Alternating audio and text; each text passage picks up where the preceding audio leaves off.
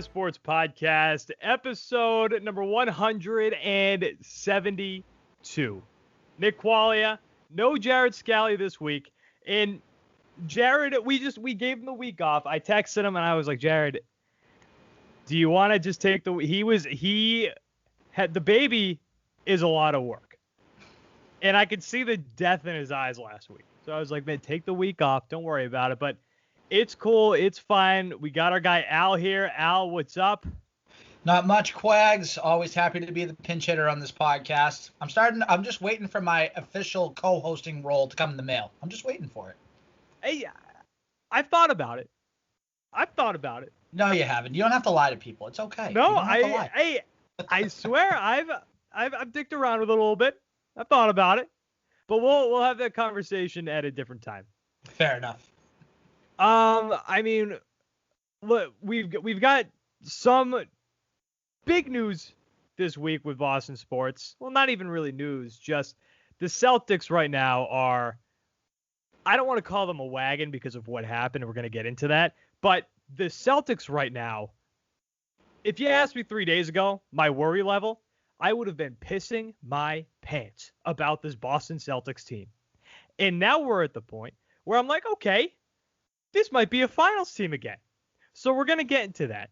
We're going to get into the Patriots season. And last night, so we record this on Tuesday, September 8th. Last night, Labor Day, Monday, September 7th, the boys had our Couch Guy Sports Fantasy Football Draft. We're going to go over some teams. And listen, maybe I didn't want Jared on here just so I could talk shit about his team, because much like ESPN thought Jared's team sucks. Jared's team is ass. Have you seen his roster? Yeah, we'll get into that. We'll get into it. But Jared's team is not good. So we're getting into that. But first, let's get into the weekly dump. I wanted to do a quick weekly dump this week because I wanted to get into the meat of the show quicker. So the weekly dump, obviously two big contract extensions for the week in regards to football. DeAndre Hopkins comes to an agreement with his new team, the Arizona Cardinals, after being dealt over the offseason.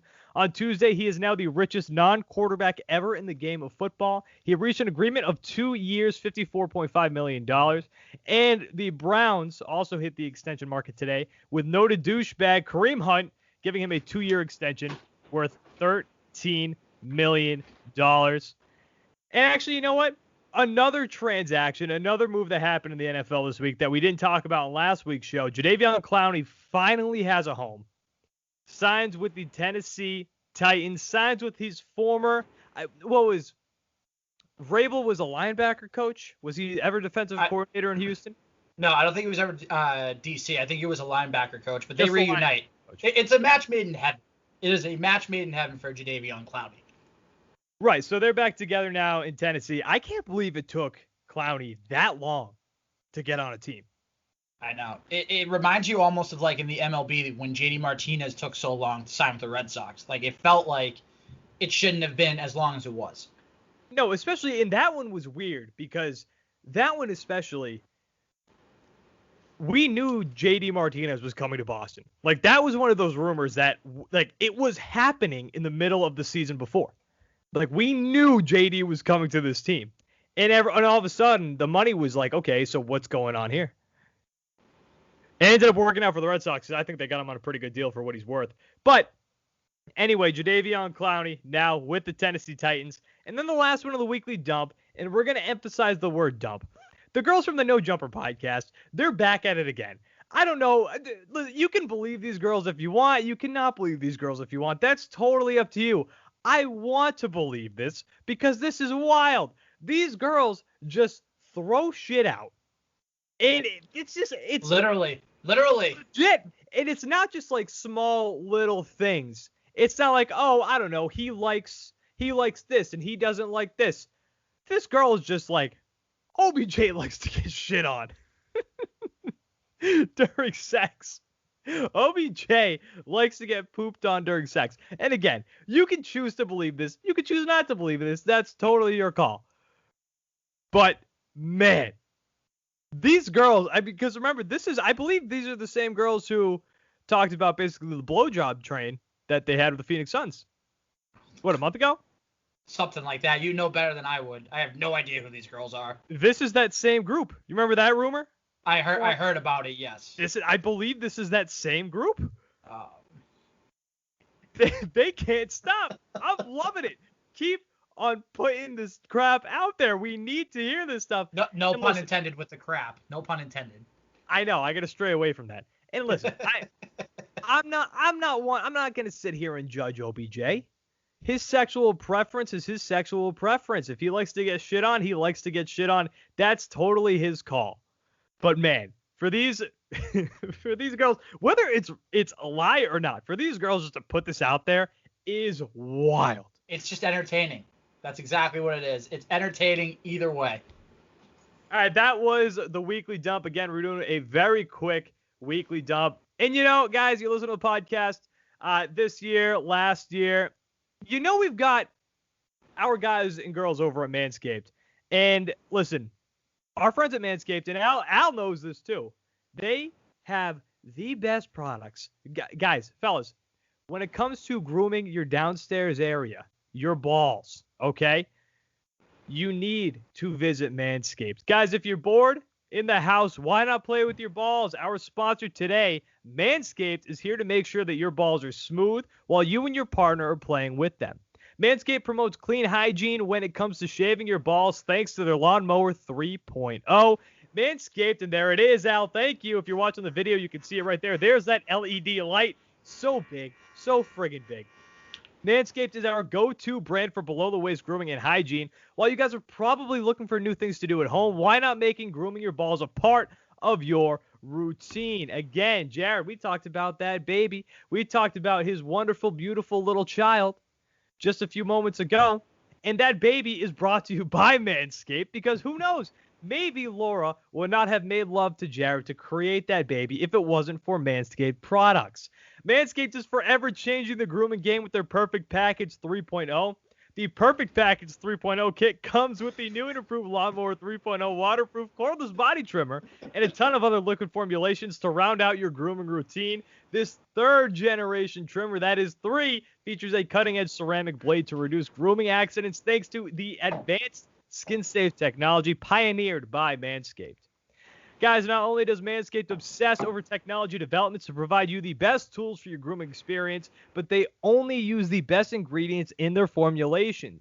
Inside the Perfect Package, you'll also find the Manscaped Crop Preserver, ball deodorant, and anti-chafing ball deodorant and moisturizer. There it is. Thank you, Al.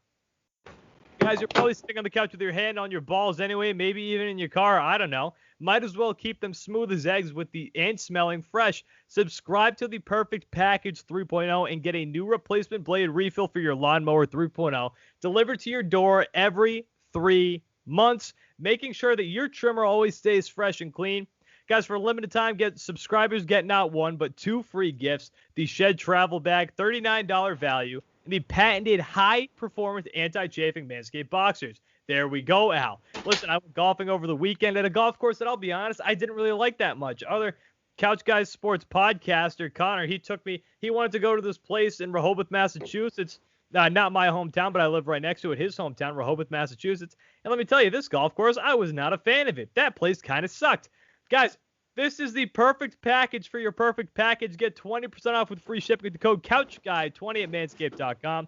Do yourself a favor and always use the right tools for the job. Get 20% off with free shipping with the code CouchGuy20 at manscaped.com. That is 20% off with free shipping at manscaped.com using promo code CouchGuy20, CouchGuy20, and you get that sweet-ass newspaper, too, and the perfect package. Guys, make playing with your balls the best part of your day. Thank you to our friends over at Manscaped. Gotta love Manscaped. All right, so before we get into the fantasy draft recap, I want to get into the Patriots season because obviously, so we record this on September 8th. This comes out on Wednesday, September 9th, as long as everything goes good and the audio actually works this time and we don't have to do some trickery to fix that. The Patriots season is coming up, and we talked about this a little bit on the Twitch channel. We talked about the Patriots record, what we think it's going to be. And honestly, Al, just looking at the Patriots schedule, regardless of if Tom Brady was going to be here or not this year, if Tom Brady was on this roster, this is a hard-ass schedule to deal with if you're the Patriots. One of the hardest in the league this year. Which is crazy because they always have a walk-through easy schedule. Every year, that's what it seems like. They have the easiest walk-through schedule. But this year, it's an absolute wagon of a schedule. Mm-hmm. So, with that, I mean, first, we got to talk about, obviously, Cam Newton. Cam Newton named QB1 starting quarterback. And Jarrett Stidham, obviously, the backup. And then you got Brian Hoyer doing Brian Hoyer things that he's done throughout his entire career for the most part. But Cam Newton leading this team, and obviously, I don't think they're going to come out with anything negative about Cam through training camp. I think they're going to hype him up. But based on all the reports and from the video that we've seen very little, to be honest. But from what we've seen, I think Cam is going to work out just fine. And I think the Patriots are going to have a damn good season. And you know what? I'm going to chime in on that because I was one of those people when Cam Newton signed. I wasn't happy. You were against it. I was very much against it because I thought this was going to be the year that we were going to see Jarrett Stidham take over the offense and sort of get just that fountain of youth because obviously we had Tom Brady for 20 years. But I got to tell you something, Quags, and I said this yesterday. I'm starting to like Cam Newton a little bit more each and every day. He's saying the right things. He's doing the right things. Like you said, he got named as a team captain when he hasn't even played in a game yet. I mean, that says something to the man, to the character. So props to Cam Newton. Something Bill said was this is the hardest working guy on the team.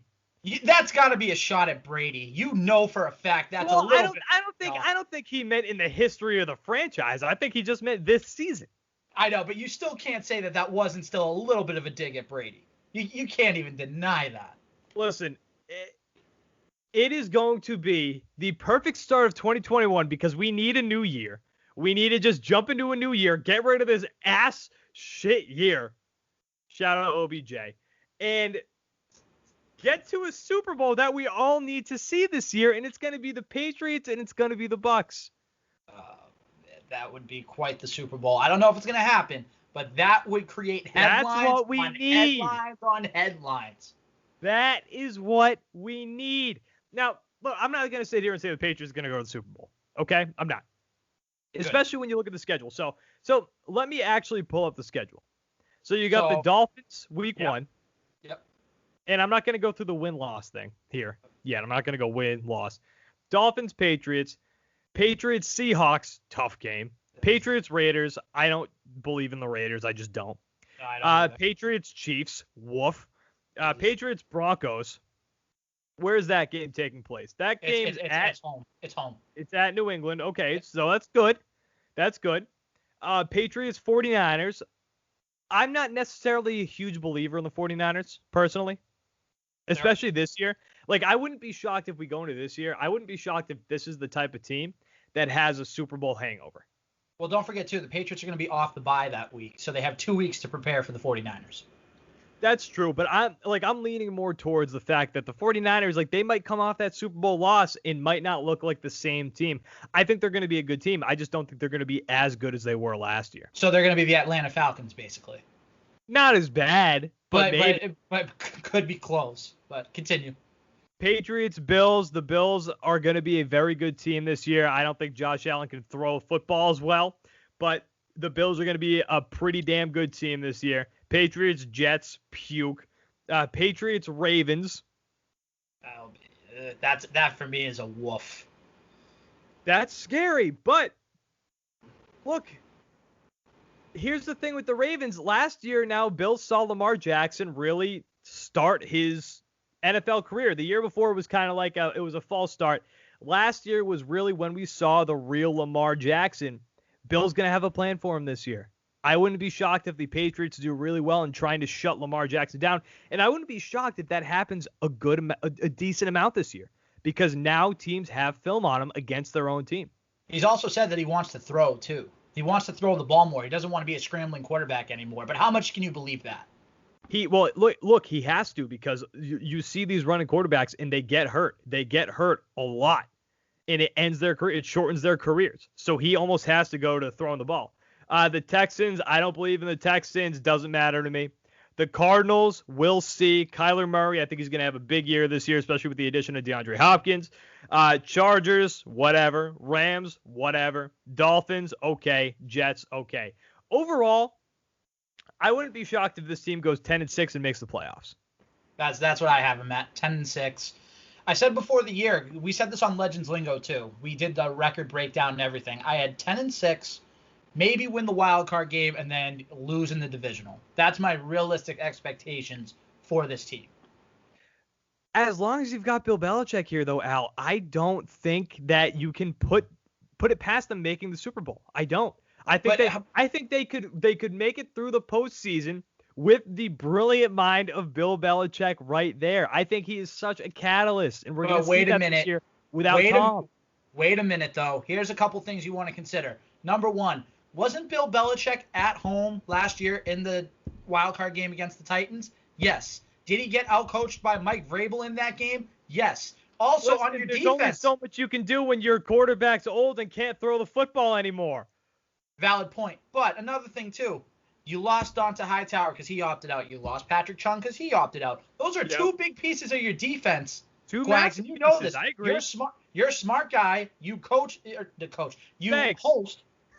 You should be a coach. You host Patriots Roundtable, so you know the deal. You know football. You know this Patriots team. They're not as good defensively, and you're relying on guys like Anthony Jenkins, Josh Uche, and Kyle Duggar, and I know Duggar's going to play some safety and stuff this year, but you're relying on a lot of rookies and second-year guys like Chase Winovich and stuff to take the brunt of that loss that you have and make up for it. I don't know if they're going to do it.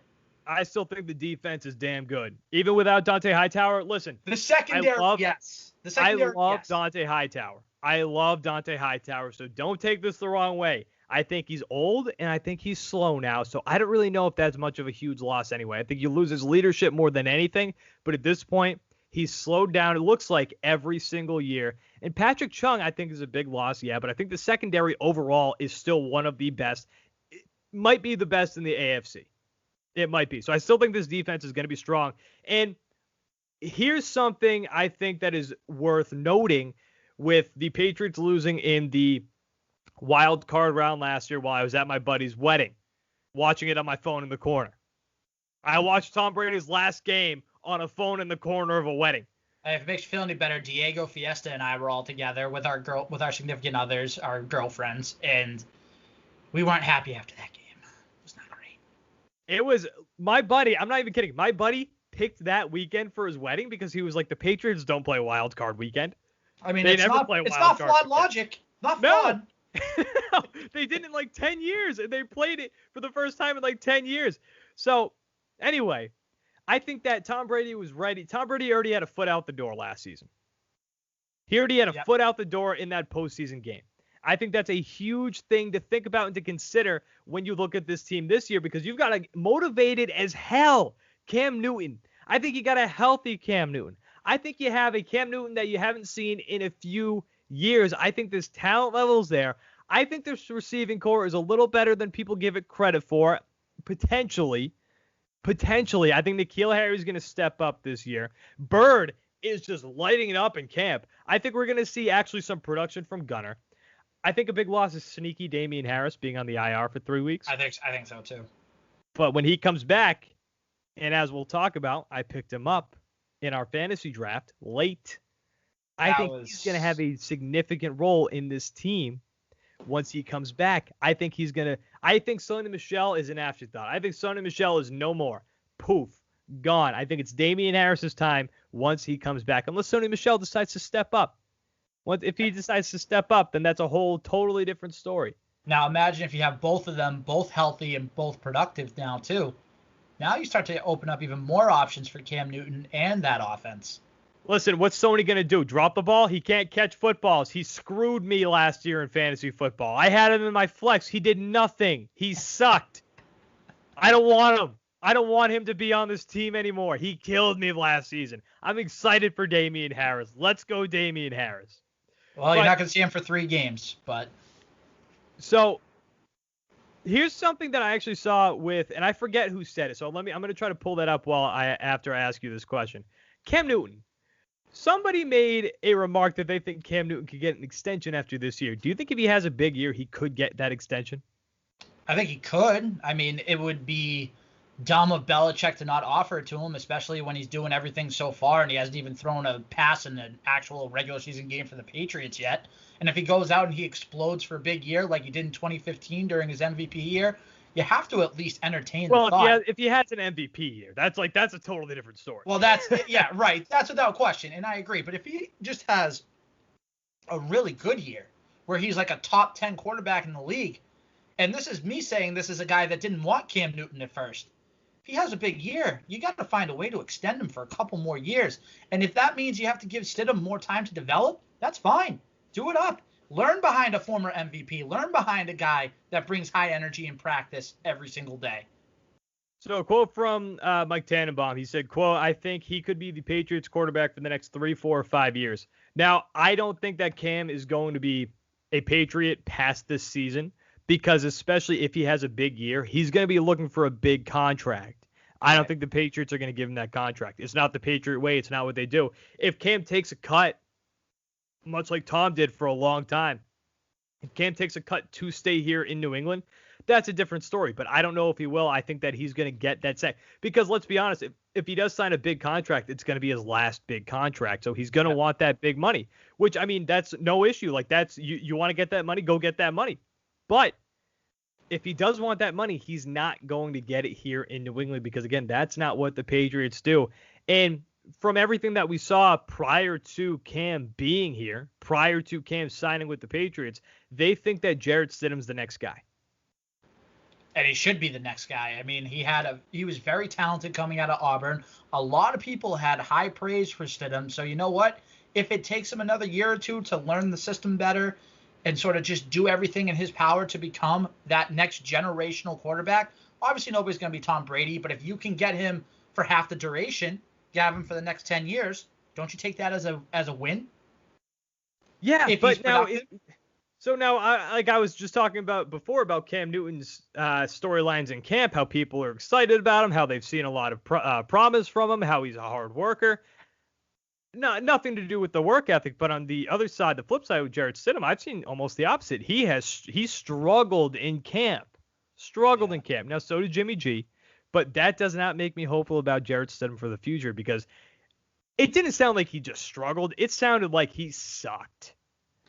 Yeah, not great. I mean, I even heard a report that he could be a third-string quarterback, which I'm not obviously a fan of, being a part of the Stidham train and wanting Stidham to eventually get the starting job. So it stinks to see, but you know what? Maybe it's a lesson for him. Maybe it's like, hey, maybe I shouldn't have stayed as long as I did in Texas and do the right things and get to OTAs and everything else. Did anybody draft Cam Newton in our league? Yes, somebody did. I think it was Connor. Connor Ryan? Yeah, Connor Ryan. I'm pretty sure. Oh yeah, we got a good league. I'm excited for this league. So let's talk about the league for a second. And do you want to take the reins on it or do you want me to? So let me jump into it real quick. I'll get it going. But Al, I mean, listen. I'm going to say this segment and also another chunk of the show is brought to you by our friends, last year's sponsors, this year's football sponsor, an amazing sports book, MyBookie. Guys, winning season returns at MyBookie. Winning season means doubling your first deposit. Winning season means Survivor, Super Contest, and Squares. At MyBookie, winning season means hitting all of your parlays in props with your feet up, watching your team trounce their rivals. Rejoice, baby. It's time to celebrate the NFL season. Invest in your intuition. My intuition usually sucks with betting, but I do it anyway. Use promo code COUCH, COUCH, and double your first deposit. New players get up to $1,000 in free play. Designed to add more excitement to the sports that you love in the games that you bet. From live betting to championship futures, every play that you want make is waiting at MyBookie. You want to make as well. Okay. It's simple. Make your picks, win big, collect your cash. Again, guys, use promo code COUCH, COUCH, and double your first deposit. Winning season begins today, only at MyBookie. All right, so let's recap this really quick. We had a fantasy football draft last night in the Couch Guys Sports realm, in the Couch Guys Sports universe. We had 10 of our bloggers come on and do the Couch Guys Sports draft. Let me tell you, first and foremost, my team is a wagon. I don't care what ESPN says. ESPN ranked me as the 6th best team. The only team I'm going to put above me right now, Al, is Waleed. Waleed's team is good. Waleed's team's pretty scary. So The Couch Guys Sports Twitch streamer, Waleed, one of them, he has a wagon of a team. And let me pull that up. There it is. How do you say his last name? Jeha. Jeha? Jeha. Looks exactly as it's spelled. All right. Yep, pretty much. It's okay. This is Waleed's team. Drew Brees, which I cannot believe in my other league too. Drew Brees drops so far. He consistently gets a ton of points. So that was a steal. Christian McCaffrey, Austin Eckler, Chris Godwin, Tyler Lockett, Cooper Kupp, Darren Waller, the New England Patriots defense, and Justin Tucker. Now, I'll be honest. His bench isn't that great. But if his starters stay healthy, he has a horse of a fucking team. Yes, he does. His team is very, very good, and he went to brag about it after we all left, but that's okay. Now, you want to talk about ass teams? You want to talk about ass teams? Let's talk about a bad team. Are you talking about Mr. Jared Scally? Jared's team sucks. Oh, I have it right here. No, I have it up right here. So Jared's team is as follows. His quarterback is Daniel Jones. What were you thinking, Jared, with Daniel Jones in that NFC East garbage division? Was Jared just smashing his face on the keyboard? I maybe. His first overall pick was Clyde Edwards-Helaire. Which, in his defense, a lot of people are making that move, but I am just so worried to make that move because nobody knows. People are only making that move. Like, he's ranked as a first-round pick only because of the coach, Andy Reid. Well, what happened to Damian Williams? COVID. He backed out. He didn't get it, right. but he didn't want to play this season. Oh, so he back. Okay, gotcha. But the rest of his team, Joe Mixon, not a bad RB2 option.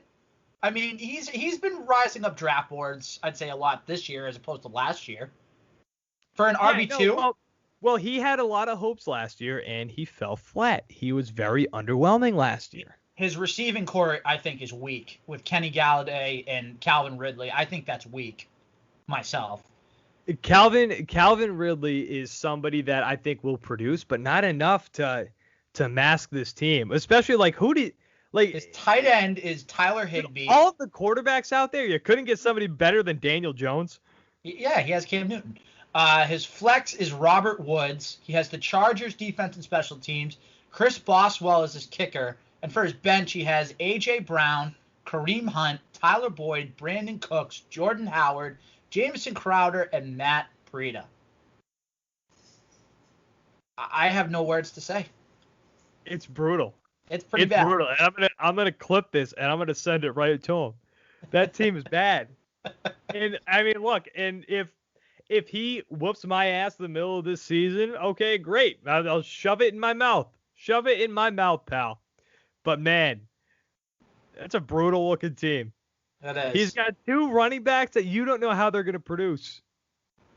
In Helaire and Mixon. You don't.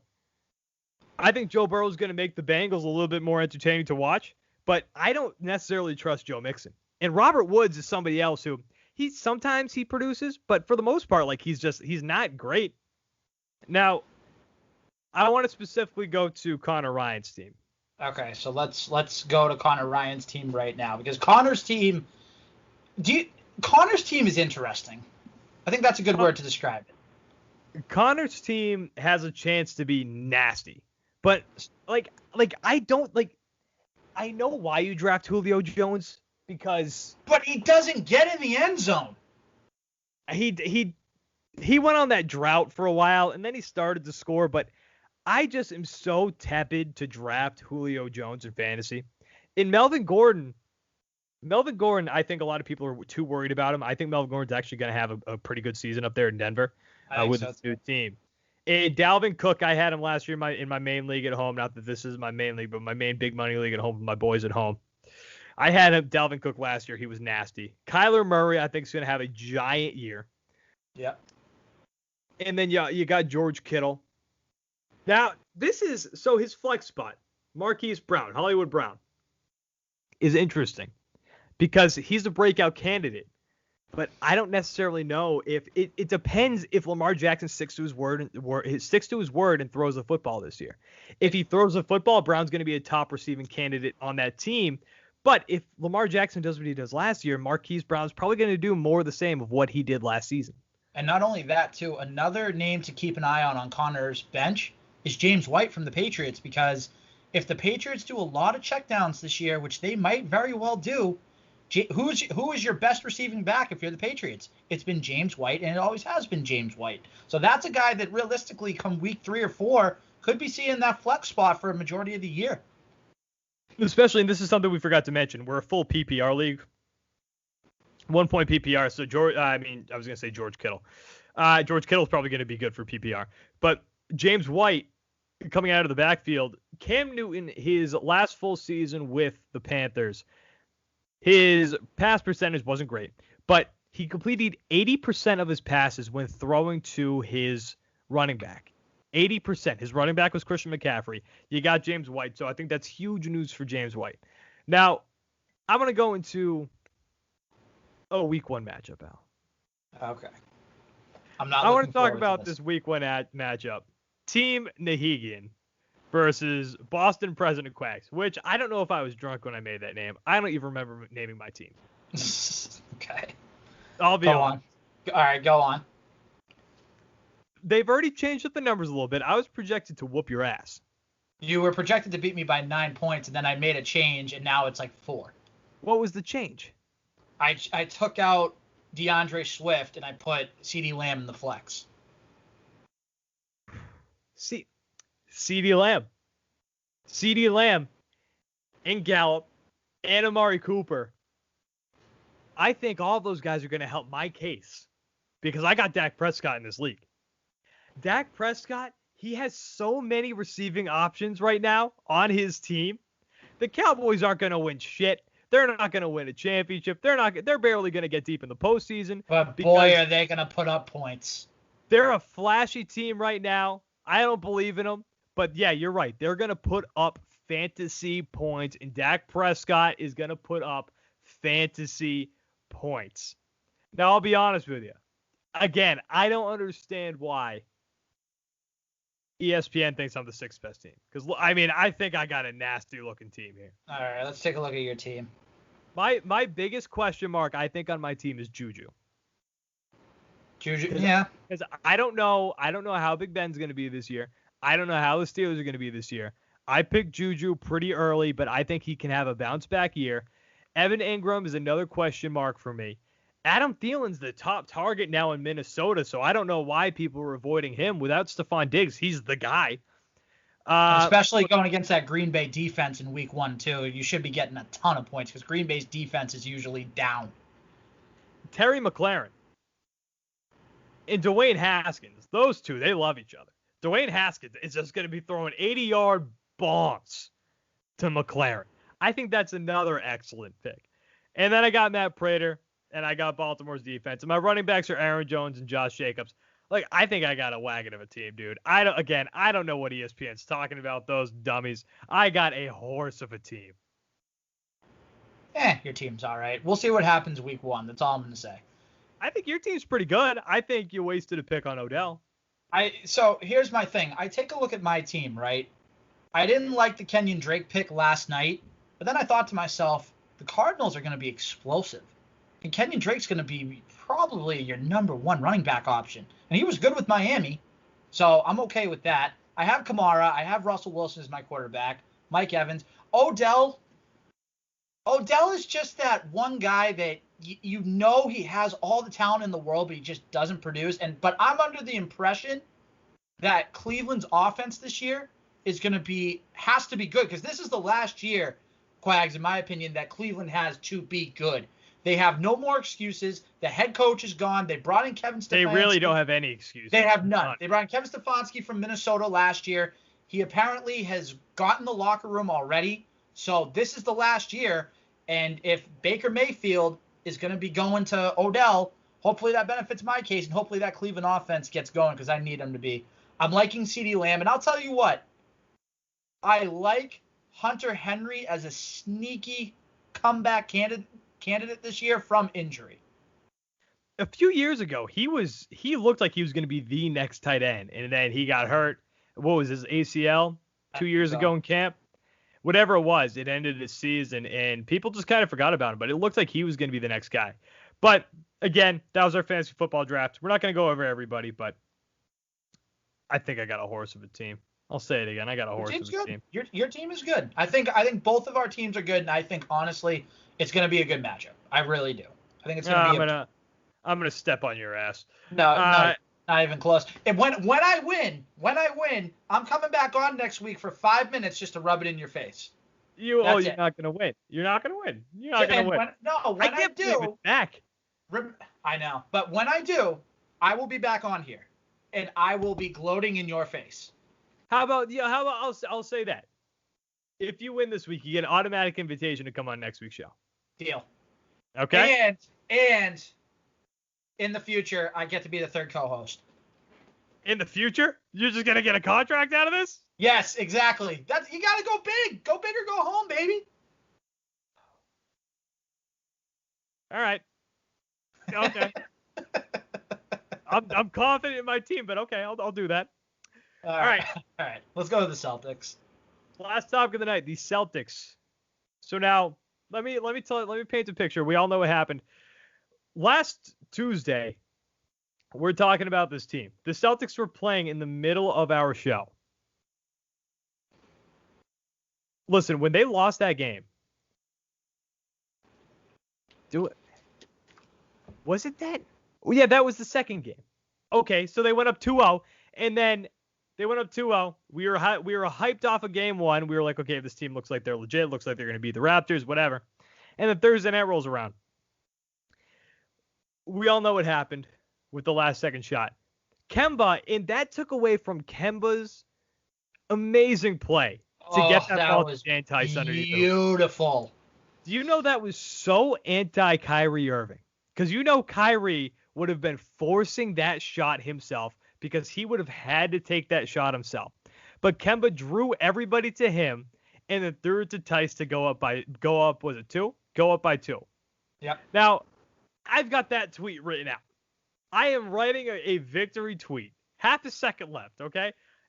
I've got YouTube TV, so it's technically a stream, and as most of us know, streams are usually a little behind cable, so you get the notification. I shut off my notifications to ESPN and Bleacher Report generally, especially during like baseball games if I'm betting on them because I want to react to them live. I got this tweet written out, and then there's a half second left. Raptors take the ball. And I've got the tweet written out, and all of a sudden at the top of my screen, I see Raptors 104, Celtics 103. And I was like, my mouth dropped. I've got my girlfriend sitting next to me. I was like, how? How do they do this? Because again, I haven't seen it yet because I'm behind. I'm on the stream. They passed that ball in. People, and nobody give Taco Fall any issues, okay? Taco didn't do anything wrong. He's a behemoth standing in front of him. That's what he is. That's what he does. That's what he was supposed to do. He did his job. It was a great pass by Kyle Lowry. I hate to give him credit by Kyle Lowry. Yeah. I hate to give Kyle Lowry any credit because him and Nick Nurse are just whiny little girls. But my goodness, what a pass by Lowry. That was a perfect pass. Nick Nurse and Kyle Lowry do need to shut the fuck up. My God, they complain. Like, do they think they're helping their cause? Do they think the refs are ever like, you know what, you guys are right. You won me over here. Now you guys are gonna get the next call. No, you're building calls against you. Are you surprised by the fact that Kyle Lowry has drawn the most offensive fouls this year? I'm not at all. Not at all. Because the refs are like, dude, shut up. Anyway, so that happens. Whatever. Celtics still up 2-1. You go into Saturday, and they didn't look good. So Jaylen Brown is, in my opinion and his opinion, he was the reason why that final shot happened on Thursday night. He did not play that well at all. And he admitted that. So I was like, 18 okay, from the field. Yeah, so let's see him go out on Saturday. and he struggled. And that right then and there, when after that game ended, I was like, this might not be good. This team might not be as mentally tough as we thought, because after coming back from after losing that game the way that you did, it's a testament to the mental ballsness of your team to come out that next game and shove it down their throats and show, hey guys, we're still the better team here. And they didn't do that. Now, after I see that, they're tied 2-2. I'm genuinely concerned that these guys are not going to win the series now. I mean, hell, if they lost that game on Monday night, they weren't winning this series. They were done. They were cooked. But, I mean, from all the reports that we're seeing, Kemba Walker, he checked the heart of his guys at the door and was like, guys, we got to go out there and win this game. Let's show that this team can do it. Let's show that this team has heart. Again, so anti-Kyrie. He talked up this team, and look what they did on Monday night. You know what that showed me, Al? What did it show you?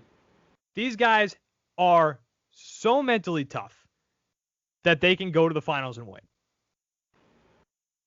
I'm going to be cautiously optimistic. If the Celtics don't win Game 6, so as we're recording Tuesday night, if they don't win, if they don't record tomorrow, their own podcast, then they're absolutely horrible and we don't want anything to do with them. If they don't win Game 6 on Wednesday night, I am not going to feel good going into Friday night at all, especially against the defending champions. They're going to have a little bit of momentum. In my opinion, I called this at the beginning of the series. I said Celtics in 6, and you need to close it out on Wednesday night. You have the Raptors on the ropes, literally. Knock them off. Jaylen Brown. I mean, what a game from Jaylen Brown in Game 5. 10 of 18 shooting, 27 points. Way to come back. That was huge for him. Kemba Walker, 21 points. Brad Wanamaker, a bench contribution, 15 points off the bench.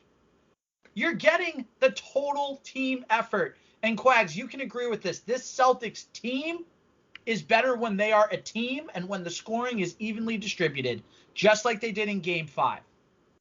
Yes, and that's what makes this team so special. Like, it's superstar dominated in a sense, but they have depth, and they have more depth than what people gave them credit for. There was talks in the middle of the season about how this bench wasn't that good, but now the bench is stepping up. And look, you're still waiting for Gordon Hayward to come back. And he's back in the bubble now. He's got a quarantine, and he's not going to be ready yet, especially not this series because of that ankle. But you still got Gordon Hayward coming back. And I'm not one of those people who thinks that the team's better off without Gordon Hayward, because why would you think that? No. The team was playing so well prior to his injury. You could have used him in Game 4 for his outside shooting. Yes, you could have. He would have been ideal. And if his shot was on, because you didn't lose by that much. You were in that game. You lost by 7. For how shitty the Celtics played that night, they didn't lose by that much, which tells you they can beat this team. And the Raptors shot well. I think they shot close to like 30-something percent, 5% from three-point land in Game 4. The Raptors played well. The Celtics didn't, and the Raptors won by 7. What is wrong with that picture? The Celtics have outplayed. I was going to say, it just shows you how much better the Celtics are than the Raptors. Out of the 5 games in this series, Quags, how many do you think the Celtics have outplayed the Raptors? Every game. Except for Game 4. I think they even might have outplayed them. The Raptors outshot them. The Raptors were hitting their shots, which was the only difference. It was, but Toronto they looked hungrier. They looked more determined to win Game 4. I thought out of the 5 games, 4 of them the Celtics have played better. And okay. I know what everyone's going to say. You were, 0.5 seconds away from going to the Eastern Conference Finals, but guess what? Go win Game 6, and that doesn't matter. And I said this to a group of my friends after that Game 3 loss. I said, okay, go win Game 4. Obviously, you didn't, but now you're back up in the series. Throw the finishing punch your ticket to the Eastern Conference Finals, and get through Miami. Because it's probably going to be Miami. Because Milwaukee ain't coming back from 3-0, especially if Giannis has that ankle problem. Giannis is missing the next game. Giannis is missing Game 5. So there you go. Congratulations, Miami. You're going to the Eastern Conference Finals. Punch your ticket And I've said this before, but I'm going to change my tune now. Especially if Gordon Hayward comes back, I love the Celtics' chances against Miami. Miami, I think, is a little more athletic. I think they have a little bit better shooting, I think, than the Raptors. They have some good players, Jimmy Butler, Goran Dragic, Bam Adebayo. They have some good players on that team. But as a team, give me that Celtics team over the Heat any day. But you got to take care of business first on Wednesday night. Celtics in 6, Couch Guys Sports Podcast, episode 172. In the books, Nick Quaglia, Al Nahigian. Hey, who knows? Maybe future third chair co-host of the Couch Guys Sports Podcast. We're going to see how this goes. And we are going to get blogs up every week, keeping everybody updated with how the Couch Guys Sports Fantasy the Football League is going, the power rankings, who's winning, who's losing. And we're going to get the scores tweeted out on the Couch Guys Sports main Twitter channel every week, too. At Couch Guys Sports on Twitter. And if you guys are watching I'll be video, 1-0. I'll be 1-0. Just saying. Shut up. Not a chance. No, there's a realistic chance. And if you've watched the video, I hope I'm pointing the right way. You've seen the graphics already point up for our social media handles in the bottom corner. From our office, I forget the guy. Frost Motion. I actually have a handle now? I have a handle? No, you don't. But we can get you one. We can get you one if you win this week. That'll be included in the package. Okay? Deal. I'll take it. Nick Quaglia, Al Nahigian, guys. Follow us on Twitter at Nick Quag and then at Big Al 2793. Big Al 2793. Rate and subscribe on iTunes. Subscribe to the YouTube channel. You guys can catch the Couch Guys Sports Podcast, Your Fantasy, our Fantasy Football, Fantasy Sports Show, and BSB's Blocked List as well. And I guess that's it. Check out all the other podcasts on the network too. Al, Legend Lingo Podcast, Legends Lingo Podcast. You guys can catch the Twitch channel at Couch Guys Sports on Twitch. Follow and subscribe there. We've got 3 great Twitch streamers. 4. And then we've got 4. Okay, great. We've got 4 now. I don't know what's going on. We've got a ton of other podcasts too. We've got the Boston Bruins podcast, the Garden Gals, which the hockey's coming back in a couple months really soon anyway. So we're going to have that ready to go for you. It's already going right now. Again, Nick Quaglia, Al Nahigian, guys, we're going to talk to you next week for episode 173. Talk to you then. Thanks for watching. And thanks for listening.